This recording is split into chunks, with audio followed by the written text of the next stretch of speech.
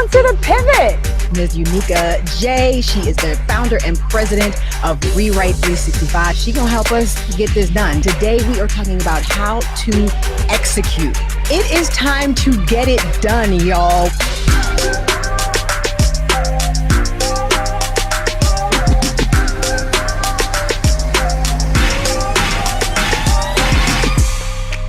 It is time to get it done, y'all. It's time to execute. That's what we're talking about today. Thanks for watching. You're watching The Pivot with Stephanie Humphrey. And today we are talking about how to execute. And I am thrilled to have our guest here. It is Ms. Unica J. She is the founder and president of Rewrite 365. She's going to tell us all about what she does, and she's going to help us get this done because, you know, we've had our plans, we got our vision, we got our mindset, we've done everything we need to do to get to this point. But I think sometimes we do tend to get stuck. So, Unica, thanks so much for being here with us on The Pivot today. It is my pleasure. It's such an honor to be able to share space with you and to even share whatever it is that you would have me to share with your listeners and the folks to watch this. So I'm excited to be here. Fantastic. Fantastic. So tell us a little bit about yourself and what you do. So I grew up on the training side of the house in corporate America and then stepped into the dark side, which we call operations. I walked away from that about 6 years ago and started my own firm. And what we do at Rewrite is we help organizations and individuals rewrite their story. We have three key focuses: strategy, helping people walk through putting together their corporate strategy and then executing on those strategies. We also do culture. And so we work with organizations to actually help them get awards like the top places to work in Philadelphia or great places to work in New York. And so we get all of the criteria, get that, and then do a needs, what would you call it? We do a culture scan of the organization, where their deficits are, and then write a plan and execute that plan within the organization for them to be able to get those awards. And then the third leg of the business is leadership development. And so we have a host of things there, from executive coaching to a couple of communities. I have a community called Lead Her for African-American women who lead. And we also have some other learning communities. So that piece, that leadership development piece, has training and coaching and community in that. And so we have now 4 coaches, 2 facilitators, and 1 trainer and an office person. So it's been a cool ride over the last 6 years. Awesome. Awesome. So the team is in place. Everything is popping. I have to tell the story, though. You know, we met at a friend's house over some New Year's many, many moons ago, where she was hosting a vision board party. And I had actually never done a vision board. I was familiar with the concept, but I had never actually gotten together with a group of women and, sat down and really thought about what I wanted my next year to look like and things like that. And I just was so struck by your presence, number one, the things you told us. I think I still have the little worksheet you gave us somewhere that I refer to often. And I definitely still have my vision board tucked away. And I just, there was just something, when you meet that person and there's just that something and you just remember them. They're very memorable to you. They make an impact on you and your life in a very short amount of time without a lot of, connection and contact and conversation. Because I don't think we chatted that much either. But, a lot of the things you said, it's so funny. I got to tell you this story too, really quick. Just yesterday, and I kid you not, I was having lunch with a friend and, she was having some problems and we were both sort of sharing our challenges, in the moment. And we were talking about friendship. And I used your analogy about some friends get to go to the living room, some friends get to the kitchen, some friends make it all the way into the bedroom. And you got to you figure out where those friends need to be, in your life as you move along and understand that sometimes that might need to change. So I thank you for that. And again, I think that just speaks to the impact you had on me at that event in that moment. And I felt very strongly when I was putting this particular episode together that you were the person that could help us get stuff done. If there was anybody that I knew that I could call on, you would be that person. So again, I'm just very, very happy to have you here. Well, thank you. Thank you. It was an amazing night. I remember it was an interesting invite, to come to someone's house, right? And so I was like, okay, I'll come. But when I came in there, the level of power, and I remember you having this presence without saying anything. And I was like, oh, she's cool. I was like, I want to know her. So I was so glad we ended up connecting on social media, even though we don't talk, like I follow and pay attention and watch and all those things. And so it feels like we're connected and like we've had 1,000 conversations, even though this is the first one we're truly having together since that time. We are connected. We are connected. So let's dive in. Let's talk about it. Why is it so hard, I think, for some people to pull that trigger, to actually finally get started? They've done all the work. They're ready to go by all intents and purposes, but they can't quite pull that trigger, and they never actually start the process of executing their plans. Why is it so hard for some people to do that? So I think based on just things I've experienced either in the executive coaching space, my own personal life and things I've overcome, and even being in corporate America, it comes down generally to two things. One is fear of failure, and the second is fear of success, right? So there's that piece where it's like, well, this looks good on paper. It sounded good when I was writing it out. I think I've thought through all of the things that could happen, but what if it doesn't work? And that fear of failure drives, that's kind of the tree, if you will, for procrastination. That's the tree for overthinking. That's the tree. Like that fear of failure just puts people in a place where there's a total blockage of them being able to move forward, because they are anticipating all of the worst case scenarios, even though they've planned for them, even though they've put in there, if this happens, I'll do this. And so the fear of failure is one. The other one's a little more interesting, right? Because it's that fear of success. What if it does work? What if the business does take off? What if I am able to write the book? What if I am able, and we're talking about these big goals, but even on my day, what if I do start going to the gym? What if I do start taking the steps to be a better parent or a better spouse or a better citizen? What does that look like? Because success requires work. It's not just a one and done. Yes, it does. Say that again. Say that again. It requires work. Success requires work. Yes. And I think people get stuck because it looks so good. I mean, I have a ton of these books that you've written in, and you've gotten your dreams together and you're planning things out. It's cute in the book. If you go to TJ Maxx and grab a new journal, it looks good there. But whether it's fear of success or fear of failure that's holding you back, once you start executing, the mess comes up. It becomes messy. And you have to get your hands dirty in the part of execution. And I think that's what really holds people back.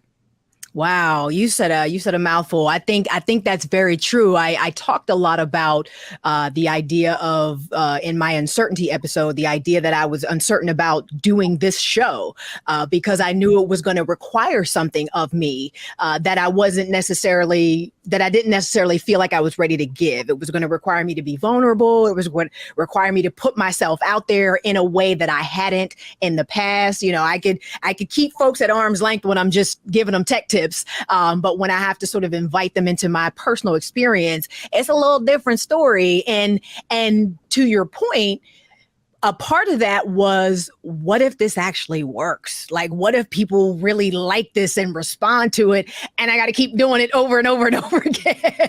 I'm like, I don't know if I'm really ready to do that. I don't know if I need y'all all up in my business like that. So that was definitely on my mind as I was thinking about, whether or not this was even going to happen. But I think ultimately I'm a servant, and I felt like, if this can help anybody, just the one person that just stumbled upon it, at that one time and caught 5 minutes of it and really decided to make some sort of change in their life, then it would be worth it just for that. So, but yeah, that fear of success is real. And the idea that success requires work, because I feel like I may be in a season right now where things are going pretty well. I got this going on and this is going on, but that don't mean I get to just sit back and coast now. I can't put my feet up. You got to keep your foot on that gas.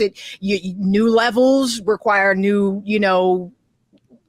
levels of effort, and it really does, or it can hamstring some people sometimes. It really can. That's a really interesting concept. So when do you know that it is time to start executing? Is there a time? Is there a point when, you can feel as if you've done all of the preparation and you've done all the things and that it's time? When do you know that? Or do you ever know it? So here's the thing. I think it some of that part, excuse me, it depends on the person. And this, and let me tell you why. There are some people that execute and they don't need it to be all put together. Like I've seen people online that will go out and just go and do the thing. And if they fall down, they're like, oh, that didn't work, I'll try something different. And so they just have this fearless approach to executing, right? Mm-hmm. And it feels okay for them in their soul. And then, they're wired that way. They're more risk taking. They're ready to rock and roll. For those folks that may not have, that full cup of risk, where like, I'll do anything. Mm-hmm. Once you've planned, if you find yourself unable to continue to write on that plan, it's time to execute. There's no other piece that's waiting for you except for you to hit go. And to start it. And so if you don't have, if you're a person that, I just move forward, I'm ready to go, you may test, and that may be part of your execution. I think one of the biggest things when you're thinking about when to execute is breaking it up in your mind that it's this huge button, like I got to hit boom, and now I'm going. Right. There's little pieces of the plan that have to happen. So, I always joke with people, at the beginning of the year, everyone wants to lose weight, just about, people are there going to the gym. But I'm like, it's not, setting foot in the gym is not when the execution starts. When I make up my mind, when I buy the membership, when I get the clothes that I'm going to wear, then I get in the car, then I get to the gym. Now I've started that one time, then I go back and I go, so there's all little executions that happen before you actually achieve the goal or you actually complete the plan.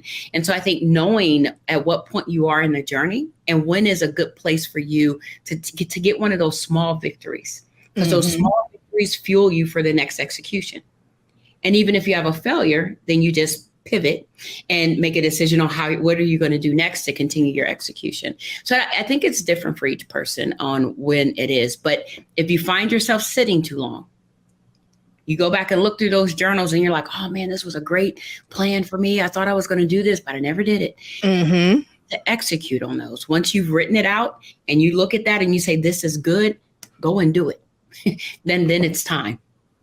That's a good rule of thumb. I think I fall somewhere in the middle there. I definitely don't like to wait. I'm very, very impatient. So I don't like to wait for anything. But I'm not just going to jump out the plane and build a parachute on the way down either. I'm definitely not one of those people. I'm like, I need to know a little bit about, what's going to happen and, some of the steps involved and things like that. So I think I'm somewhere in the middle, but I definitely am typically ready to go head first into whatever it is. And it's just like, let's go. After that's more my impatience, I think, than just wanting to reach a goal or anything. It's just wanting to get done. That's a good indicator though. That's like a good measurement.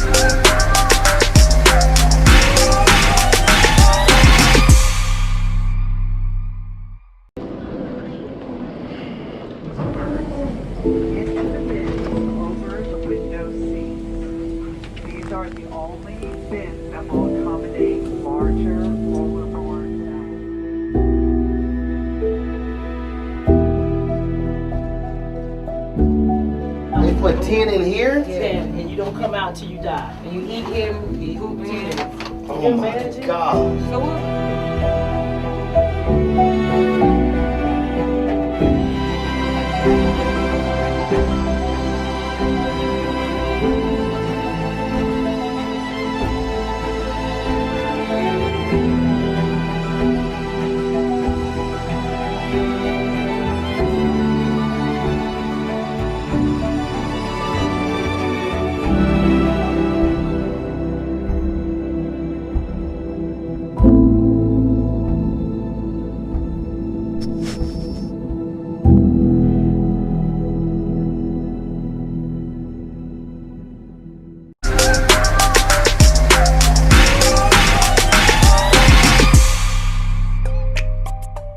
We talk about that whole idea of analysis paralysis, where people think that as soon as I take this next class, or as soon as I get this next certification, or as soon as I get, it's always as soon as and I have to do this one more thing, and I have to check this one more thing, or research this one more thing. And it's just like, do you really, did you need that? I really want people to get out of that mindset that there's one more thing, because there's probably not. I mean, if you're really being honest with yourself, I think, you're probably ready, to your point, to at least get started on one part of the plan.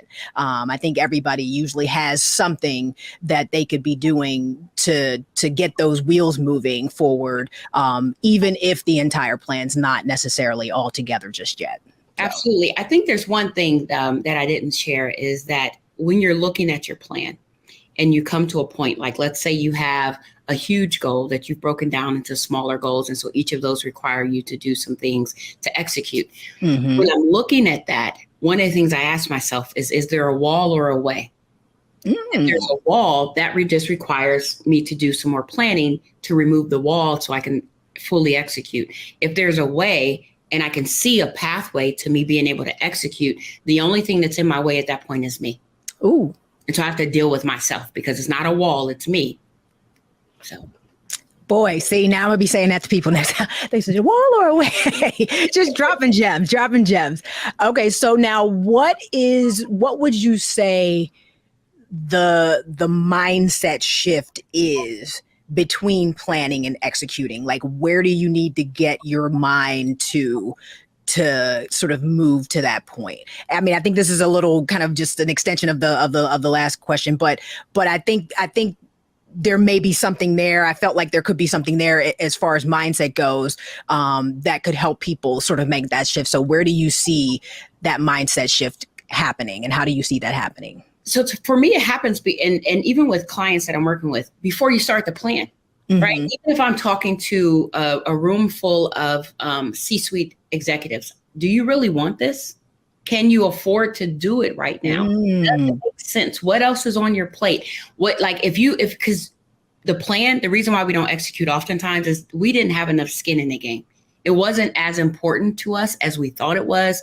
Other people are doing it, so we should probably do it. It just makes sense right now. But it wasn't something that we actually wanted, or that we had a true core desire. And I see this in organizations and with individuals. So the mindset change has to happen in the beginning, before you put pen to paper, start typing, talking it into your phone, whatever the case may be.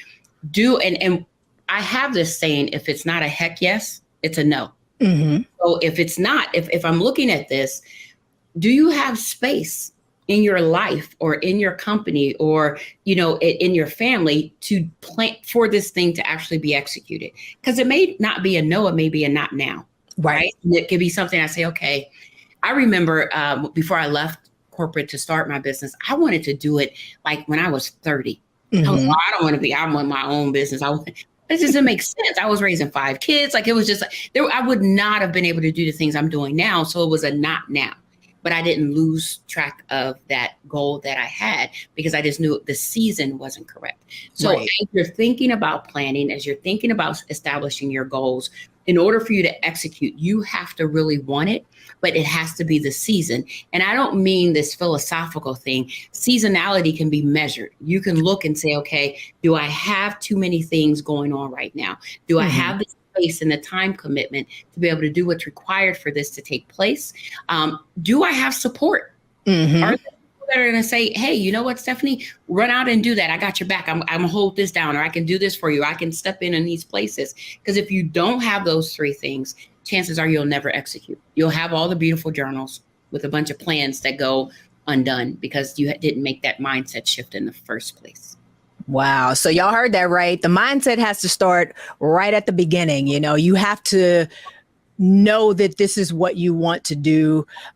If he wanted to, he would, as the kids on the internet say, or if she wanted to, she would. It really does that. I hadn't really thought about it like that. That really makes a difference in the way you approach a plan. It's like, is this something you actually want to do? Is this something you would do regardless of the other circumstances, or are you prepared? Are you set up for this? Is this the right time? And I like that you said that seasonality can actually be measured, because do you have the resources and the time and the support and all the other things in place, to get this done? I think a lot of people get stuck in the plan part and like, well, this is how it should work when I do get to execute it, but they don't actually think about that other part. Like, are you even prepared to make this happen? And we talked about that in, I think you do know Melinda Emerson. I had her on. Yeah. We talked about the plan before the plan, if you will. And the idea that some people spend more time planning their vacations than they do planning if they're ready to go out and make a change as big as, leaving their job or going back to school or starting a business or anything like that. And it's like, you really need to assess whether or not you have the resources across the board to even get this done. And then, is this something that you actually really want to do? So that makes a ton of sense. Y'all, you got to make sure your stuff is together. That's it.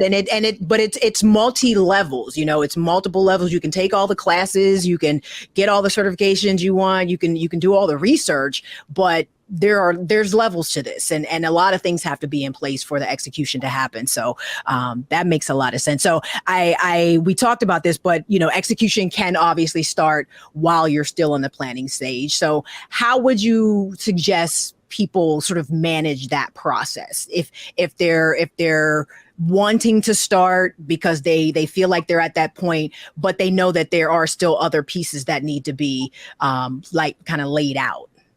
Yeah. So I think so when you're thinking about it, like, let's say we have this huge goal, even if the goal, let's do a small one. I'll play with, for the sake of simplicity, we'll look at like just weight loss, right? So if I say I want to lose 20 pounds, that's my goal. I want to lose 20 pounds by December of 2022. Okay. Now, the one of the challenges that people have in understanding how to break it out is because their goal in the beginning is not smart. They're not planning towards something that's smart. It's not specific. It's not measurable. It's not attainable. SMAR is not realistic, and it's not time bound. So me saying I want to lose 20 pounds by December 31st of 2022, that's attainable. If we look scientifically of how many pounds you can lose per week, whatever the case may be.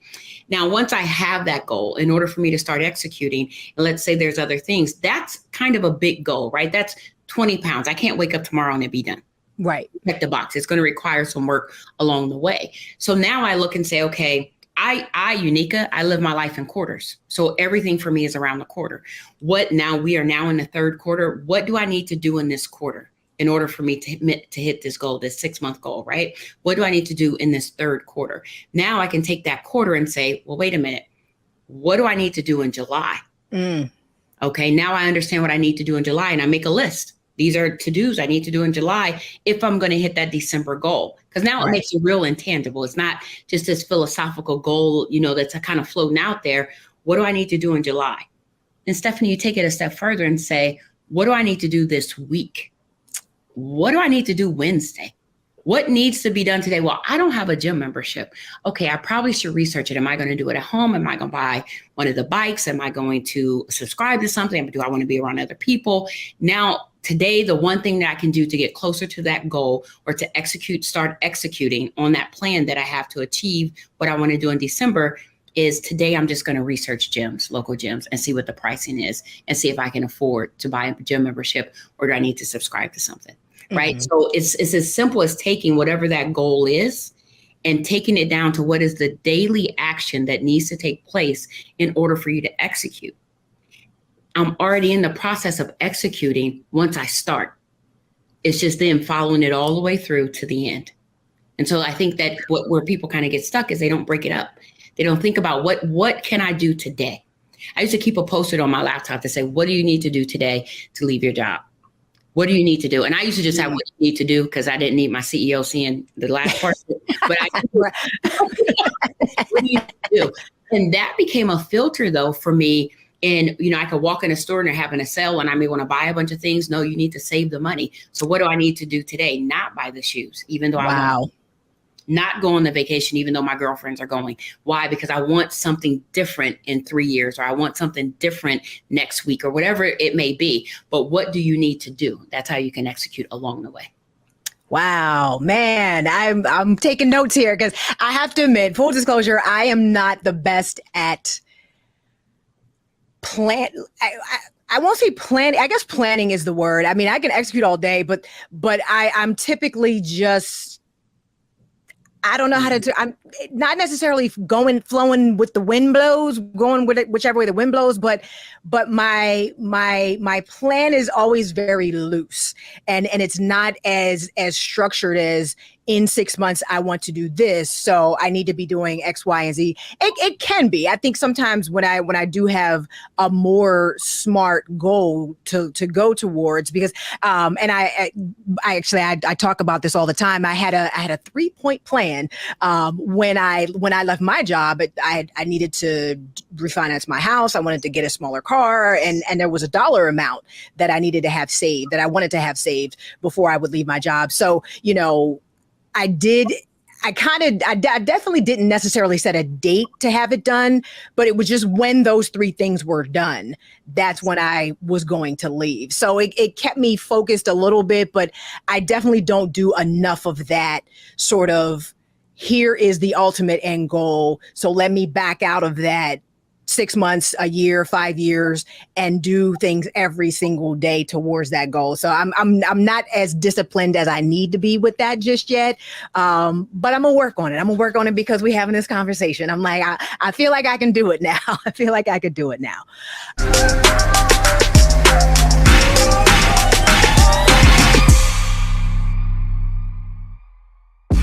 When we invest in ourselves, we're investing in what's next for all of us. Growing, creating, making moves that move us all forward. Together, we are Black beyond measure. Pull up a chair, take your seat. The Black Tape with me, Dr. Greg Carr, here on the Black Star Network. Every week, we'll take a deeper dive into the world we're living in.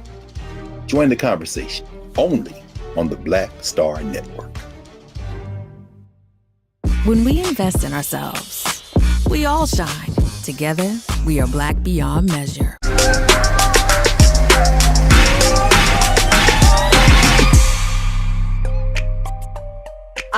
What do people usually get wrong about execution? Oh my gosh. Oh, there's so many different things. Let me think of a few So much that I want to share. I think one of the things is false execution. Mm-hmm. Activity or busyness that isn't pulling through what you really want, right? Like, so for example, if we stick with the same example, I could say I'm executing because I'm at TJ Maxx. I don't know why I don't shout them out twice, but I'm at TJ Maxx and I'm buying more fitness clothes. Mm-hmm. Then I go over to Target and I buy some more pants. And then I saw a cute gym bag and I dump on Amazon and I buy a water bottle. And so that's a lot of action, but there are no results associated with that action. It's not really getting you, because now in July, on Wednesday, I've made the purchase of the clothing, of the bag and all that. So I feel like that felt good, right? Felt good to buy the things. I'm getting closer to it. On Thursday, I don't do anything. On Friday, I don't do anything. So those actions, that was just busyness. And so that's false execution, a false start, where people are saying, okay, some people think just by writing it in their journal, they're like, well, it said, write the dream down or write the goal down and give it a deadline. And now I'm there. That's not it. You haven't done the actual work.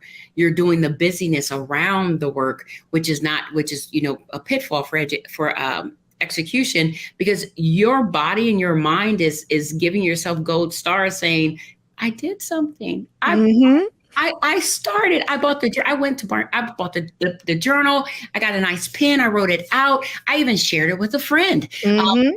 So what? And then what are you doing? What's next? And so I see people do that a lot, where they have these false starts and they get so excited about the false start.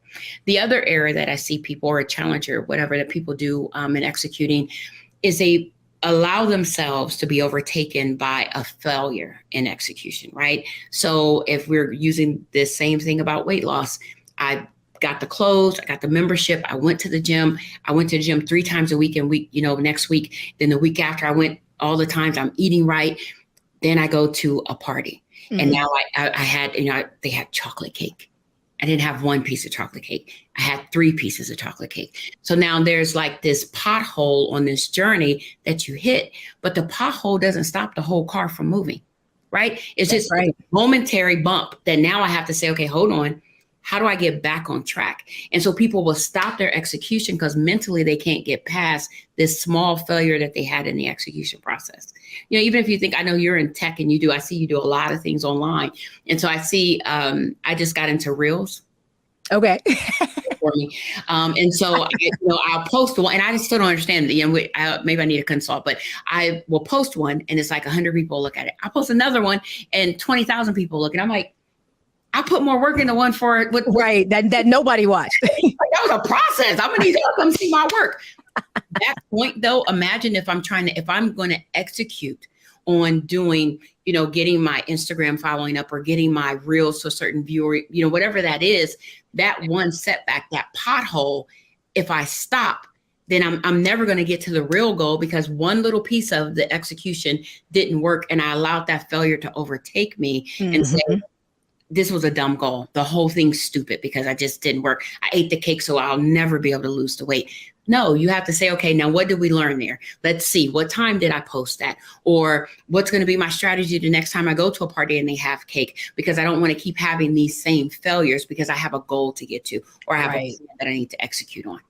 Right. That's so important for people not to let those things trip them up. And I see that a lot because I am in that space. I come across a lot of people that want to be content creators and influencers and things like that. And they're looking at their numbers and, well, my following's not growing and I put this post out and I did all this work and, yada, yada, yada, and nobody's watching. I'm like, do y'all know how long I've been doing this little 60-second tech break that you see every week? And maybe sometimes I get a bunch of eyeballs. Maybe sometimes nobody watches it.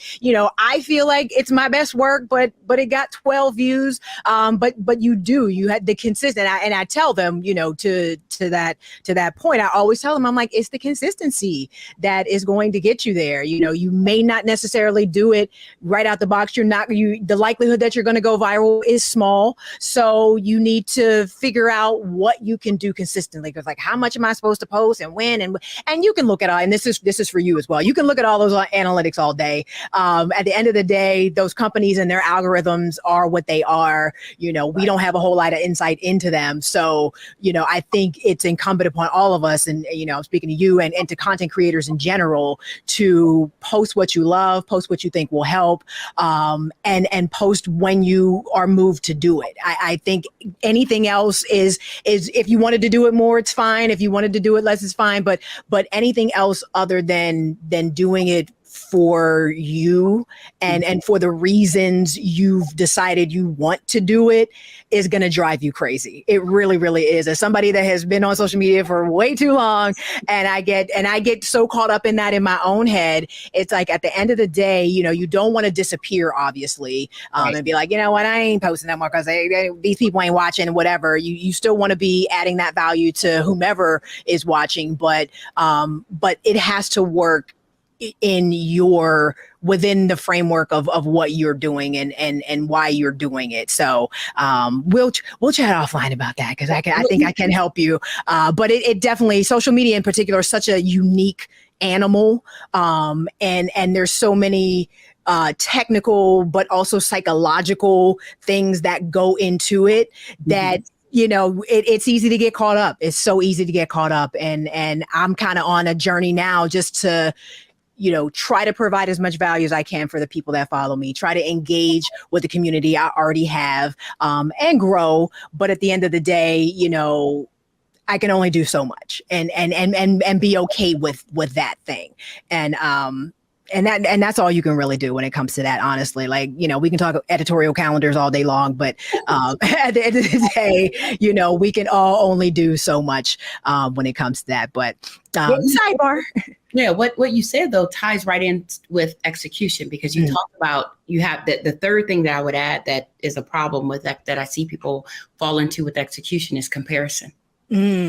You know what I mean? Like there's like you launched your business and your business, you only did 10 grand. And then you see someone posting receipts that they made 10 grand in an hour. And right.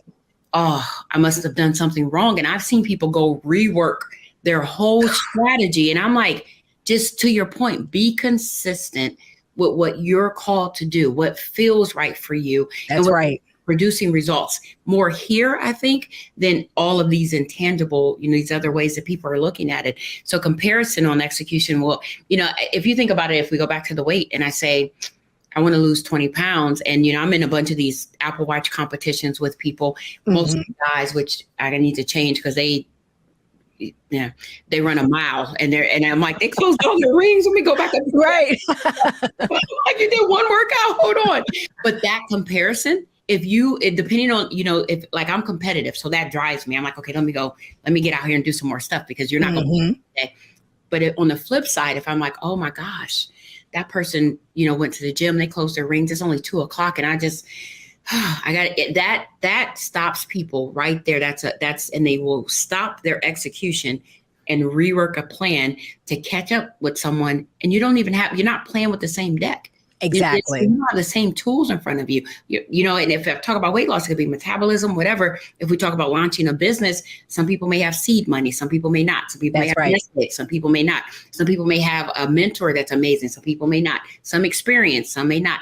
You're comparing yourself with a bunch of variables that you have no idea of what's really behind what that person is doing. And so you're reworking a plan that you should have just stuck with your own stuff. That's right.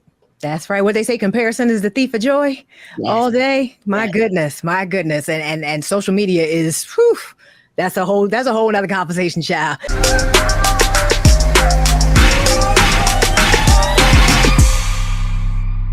Folks, Black Star Network is here. Hold no punches. I'm real revolutionary right now. Support this man, Black Media. He makes sure that our stories are told. Thank you for being the voice of Black America, Roland. Stay black. I love y'all. All momentum we have now, we have to keep this going. The video looks phenomenal. See, this difference between Black Star Network and Black-owned media and something like CNN. You can't be Black-owned media and be scared. It's time to be smart. Bring your eyeballs home. You dig?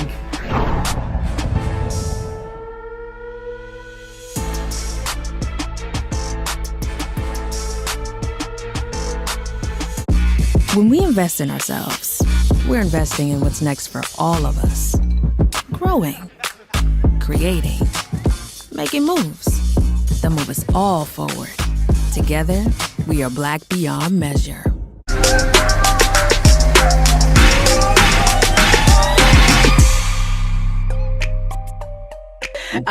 Any final thoughts or tips for our viewers? So I think here's the thing. Whatever you really want, plan for it, right? Mm-hmm. And you brought up a good point in the beginning where you said people spend more time planning their vacations than they do other things.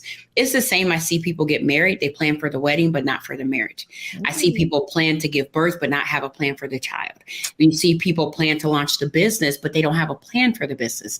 And you can find out, kind of test yourself, because if I was going to launch a business, so to speak, well, I always ask people, what type of business, or how are you going to file? How are you going to be registered with the state? Where will you incorporate? Where? And they're like, what? Right. No. Okay. Well, how are you going to? I haven't thought about none of that. Yeah. How are you going to make money? How are you going to? What's going to be your expense line? How much are you willing to spend? I don't know. I didn't think about that. And so there's not a plan that's too big for you to accomplish, but consider everything. And that's that seasonality, making sure that you have support, and making sure that it's something that within yourself you actually want. Once you've decided that, break it down and give every single piece a deadline. It's not only for your own accountability, but it feels so good when you check off that one thing. You're not kidding, boy. You run to the next milestone, like, okay, I did that. I can go do the next thing. I got the workout clothes. I got the membership, and I went one time and I didn't die. So I can go back. I want to go back again. And that piece, when you break it down into those small chunks, 20 pounds is different than 2 pounds in a week, right? 20 pounds seems like a lot, but that 2 pounds, and even if I get to 1.5, If I get to 1.7, if I only lose one, I still have some achievement that's there. And I think lastly, don't get discouraged if it doesn't go as fast as you thought. When I was in corporate and as I'm working with, with executives now, and even in my own business, sometimes we have the wrong timeline. Sometimes I'm gonna do 2 million by such and such time. Right. Like, ma'am, money. Are you?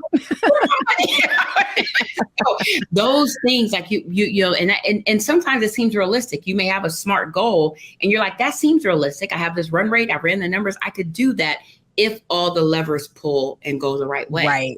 But they may not in your plan. And it's okay to rework it. It is okay to rework that plan, but still head towards execution.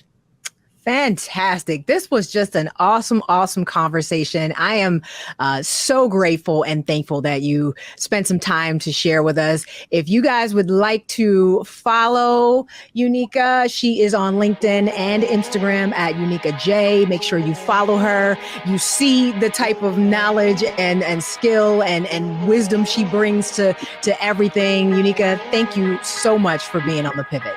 Thank you.